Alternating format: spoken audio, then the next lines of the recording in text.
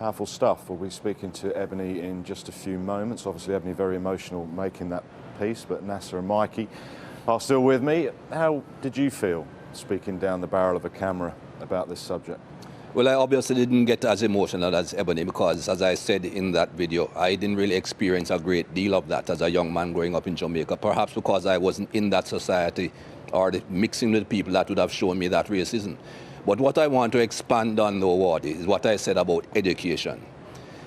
Education is important unless we just want to continue living the life that we are living and continue just having demonstrations every now and again and a few people saying a few things. And when I say education, I mean going back in history. What people need to understand is that this thing stems from a long time ago, hundreds of years ago.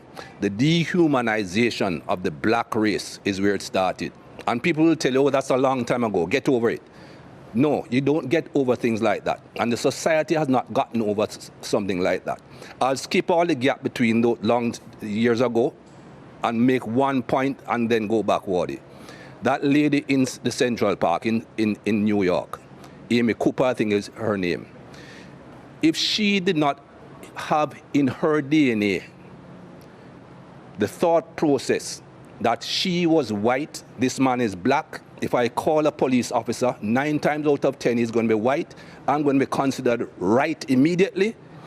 The black guy will have to prove that he's not guilty, and by the time he proves that he's not guilty, he might be dead. She had that in her mind from day one. That is why she said and did what she did. How do you get rid of that in the society? By educating both sides, black and white. I hear people talking about brainwashing. I didn't quite understand as a young man what brainwashing meant. I now understand what brainwashing meant, what it means. We have been brainwashed, and not just black people. White people have been brainwashed in different ways. I go back many years. Think about religion. You and I are supposed to be Christians. I'm not really a very holy person, not a very religious person, but that's what we were taught. Look at Jesus Christ, the image that they give you of Jesus Christ. Pale skin, blonde hair, blue eyes. Where Jesus came from, who in that part of the world looks that way? But again, that's the brainwashing to show you this is what perfection is. This is what the image of perfection is. If you look at any plays of those days, Judas, who betrayed Jesus, he's a black man. Again, brainwashing people into think, oh, he's a black man. He's the bad man.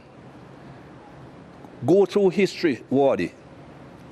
These lights that are shining on us. You can tell me who invented the light bulb, right? Thomas Edison, right? Everybody knows Thomas Edison invented the light bulb.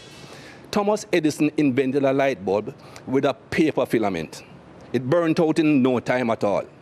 Can you tell me who invented the filament that makes these lights shine throughout?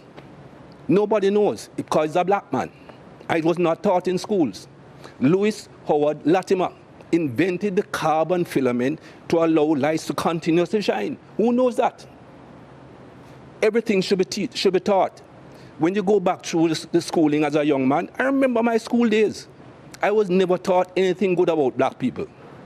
And you cannot have a society that is brought up like that, both white and black, that only teach what's convenient to the teacher. History is written by the conqueror, not by those that are conquered.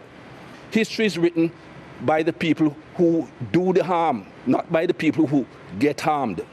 And we need to go back and teach both sides of history. And until we do that and educate the entire human race, this thing will not stop. They keep on telling me there's nothing called white privilege. Give me a break. I don't see any white people going into a store on Oxford Street and being followed. A black man walks in, somebody is following him everywhere he goes. That is basic white privilege. Whether that white person went in to rob the place or not, is not going to be thought of that way. And things like that have to change. We'll leave you there. Come back to you just a sec. Have you experienced racism in your time as a cricketer or otherwise? It would be stupid for me to say yes after what we've just heard. And after that very strong piece, of course I have, with my surname growing up in South Essex, East London, with an Indian dad and an English mum, probably getting it a little bit from both sides, you know, fielding on a boundary in various parts of the world and people saying, "Oh, Saddam, why don't you off back to wherever you came from?" That's small stuff compared to what Mikey and Ebony, that was a very strong piece. The raw emotion of Ebony there, what she's been through, and the cool, calm dissection of racism from Michael Holding was absolutely magnificent. And people will be tuning in and going, "Not this again." Yep, Didn't we do this? constantly. Didn't we do this with the football? Haven't we done it with the Grand Prix? This is cricket. This is our game. We played with and against black cricketers. We commentate and work with black commentators that played the game and gave so much to the game. The history, I'm not talking cricketing history between these two nations, the proper history that he talks about makes this a much more poignant series to wear these badges. And all I'll say to those people who say "not again," I sat there 6 weeks ago, put Channel 4 News on and watched a black man being killed in front of my eyes. And my natural reaction, as you should, was to look away. I can't watch this. I look away. This is someone's dad, someone's brother, someone's partner, someone's son being killed in front of your eyes here. And the next time it came on, because of the protests, I forced myself to watch because I felt something inside me say, "Nas, you've been looking away too long." We've all been looking away too long. The players should be proud of wearing these badges. We should be proud of wearing these badges. But really, 2020, we have to wear a badge saying Black Lives Matter? Really? That should be a given, Wardy. That's my opinion. And just one other point on that, Wardy. I don't want people to think that I think all white people walk around are racist and think racist things. I want to tell you about a study that they did at the Yale University. Anybody can go and Google it. Other search engines are available, of course, and find the study that was done at Yale University in 2016, not 1916, 2016. They got 130 preschool teachers to go into a room and watch a video. And they told the 130 preschool teachers, look out for bad behavior. There were black boys, black girls, white girls. At the end of the video, there was no bad behavior in the video, but they told them look out for bad behavior. At the end of the video, they had some technology tracking the eyes of the teachers looking at the room. At the end of the video, they gave the 130 teachers the results. You know where their eyes constantly looked? At the black kids. Black boys majority, then the white boys, then black girls, then the white girls. That is their eye tracking revealed that. When they revealed the results to the 130 teachers, 129 of them were embarrassed. So that shows you that they were not thinking, I am racist, I'm looking at black. They did not even know. They were unconscious. One person said they did not want the results released. So you know why that person did not want the results released? The 129 said, no, release the results. This is embarrassing, and people outside must know what's happening. So we're not telling people that they're outwardly racist. It's not something that everybody walks around and think, whether I'm black, I don't like white people, or whether I'm white, I don't like black people. But it's a society in which we grow. It's almost like osmosis. It seeps into you, and subconsciously, it affects your mind.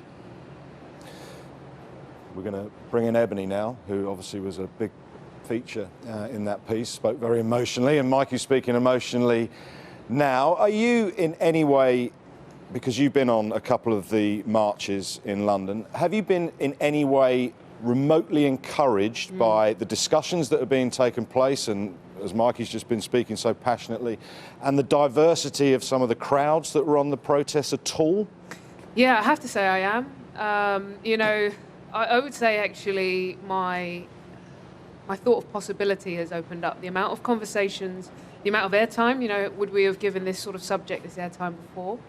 I think even relating it to our game and the ECB and hearing the statements they're making, I know we need to look forward to action, but I definitely feel, one, everyone's starting to get it now, even if it's not the masses as such. I think the majority are starting to come on board, but what I feel where we are now is look, it's a very emotional subject, as you can hear. I think it's time to get focused. I want to see accelerated change in all areas of society, but I think specifically we need to focus on our game.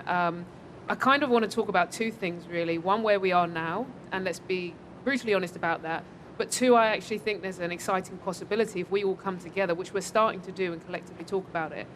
I just want to drill into our game a little bit, because a lot of people here watching saying, is there a problem in cricket? And many might see Jofra Archer at the helm and think it's fine. Let's kind of look at, does cricket value the black community? I start with positions of power, and you go down the list. Black ECB board members, black chief executives in our game, directors of cricket, black head coaches, black captains. The number is 0 in all those columns at the moment. So that doesn't sort of shed light for our environment in terms of positivity there. In terms of the professional game, we've seen a decline in 75% in the men's game of black players, and many who actually did play came through and learnt their trade in the West Indies. So when we actually start to look at how many black players have come through our system, it's very low. And you compare that to sports like football and athletics. The numbers are actually rising and going in the opposite direction. Even rugby, to an extent, which is most comparable as an elitist sport to ours, we're seeing movement in a positive direction. And then at the grassroots, we're only 1%. And if you really start to dig into some of those numbers, although, the national average is around 4%, but actually if you look at areas like ours, so us at Surrey at the Oval, our borough, Lambeth, is 42% people from a black background. So that's where I actually grew up. So we're talking about 33,000 young kids walking past our doors, our gates every single day, and there's 0 transition into our pathway. So we have to admit there's a bit of a problem. The women's game as well, 0 black players and actually 0 diversity. The last player to play 11 years after me, Sophia Dunkley, but the current team is all white. So anybody who says there isn't an issue, we really need to be honest, and I think we're having these conversations. But I do want to throw forward, because, Wardy, I feel that it's worth taking time to say there is excitement. We launched an ACE program recently at Surrey. We didn't know if there's any talent kids out there. Is the community interested? The engagement was ridiculous. We found talent that's not been on our system that has a potential to be part of the next generation of players coming through. We saw excitement from the community. We found cricket clubs that are not getting supported, but we invest in them, there could be a change. So what I would say is, we're at a stage, if we accelerate change, if we come together, if the ECB links up its plans with all the influencers, gets people into the right positions, has the right conversation, we could change the landscape in 3 to 5 years. I'm very confident of that from what we've seen. But what it takes is honest conversations and real action. Are you encouraged by some of the conversations that are being had now, and again, the diversity of people on the marches in London and around the country? Yeah, I'm encouraged by what I see with people marching and the diversity, as I said, of the people marching. But what encourages me more is to see big companies, corporations getting on board, not just sitting back and waiting for things to just die down and to continue as they are. The company we work with here, Sky, they have invested or intend to invest £30 million. That's a lot of money towards the BLM movement, to make sure that they can try and make a difference. I see companies all over the US doing the same thing. And that is what I would want to see, Wardy.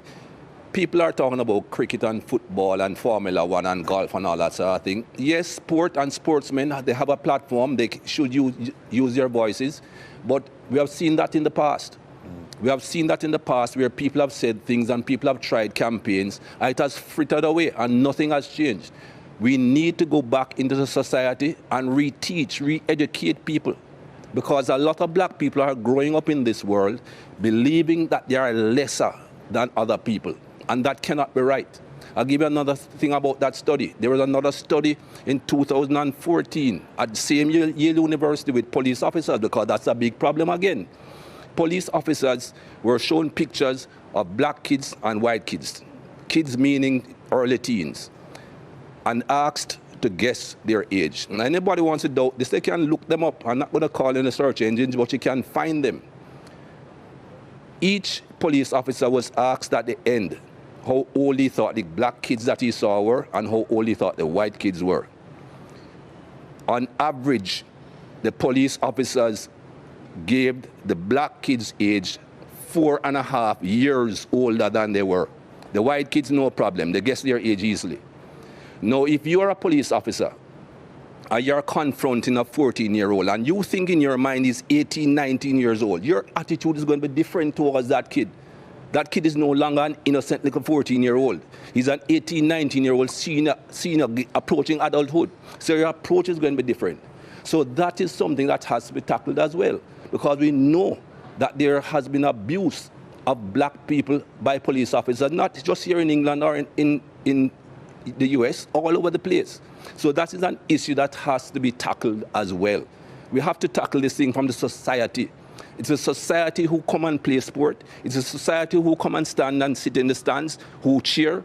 Unless the society itself is cleansed and sorted, we will continue to have this problem.